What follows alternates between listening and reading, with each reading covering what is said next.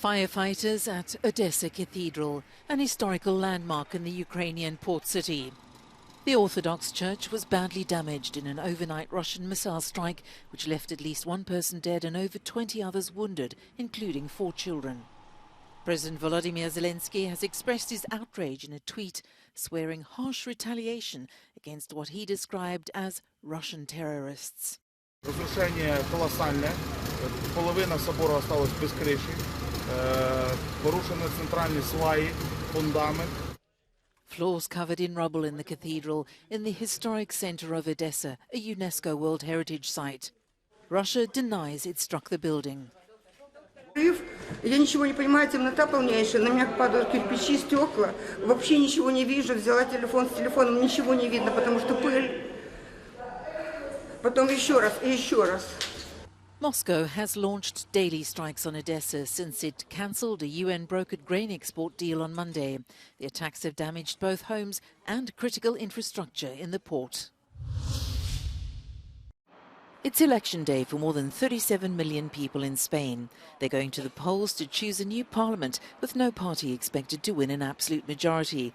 The big question is whether it will result in another leftist coalition or one between the right and far right. It's a poll marked by ideological differences and irritation at being forced to vote during the summer holidays. Hemos votado ya por correo porque estamos fuera de nuestro domicilio habitual. Y sí, lo consideramos como una responsabilidad y un deber, así que sí.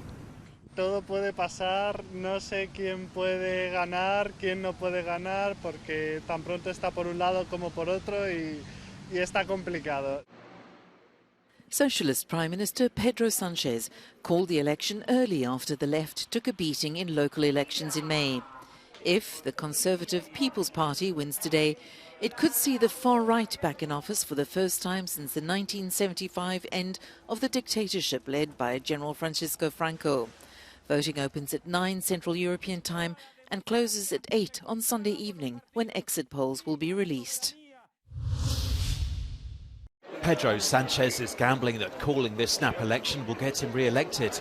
He called it after his Socialist Workers' Party and its far-left partner Unidas Podemos took a severe beating in local elections in May. The Socialists and a new leftist coalition group called Sumar hope to pull off an unlikely victory. It's led by the second Deputy Prime Minister Yolanda Díaz, who is a member of Spain's Communist Party. Alberto Núñez Feijóo is most likely to succeed Sánchez. He's the leader of the right-wing Popular Party, which is unlikely to win outright, but it may have to share power with the far-right Vox Party. If so, Spain would see the far-right enter government for the first time since Franco died in 1975. Vox's leader Santiago Abascal has no time for Spain's Catalan separatists, however, and there are fears that if he gets into government, tensions will rise again.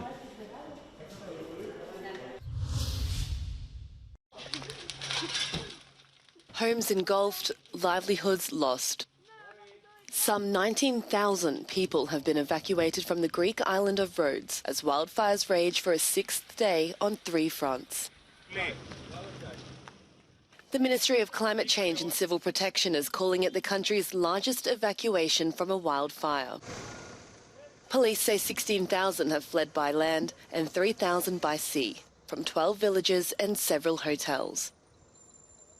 Trenches have been dug to keep fires from crossing creeks and threatening more towns. The weather remains hot in the Mediterranean country.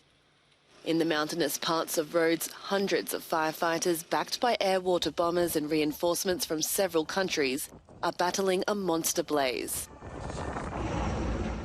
They're trying to keep it from reaching a nearby dense forest.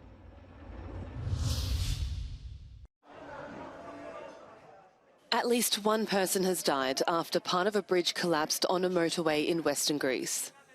Footage shared on social media shows rescuers pulling out those trapped at the scene in the city of Patras. Local media says a group of Roma was under the bridge at the time, seeking shelter from the heat. The fire brigade says 8 people are injured, but that number is expected to rise. There are fears more people are trapped under the large slabs of concrete.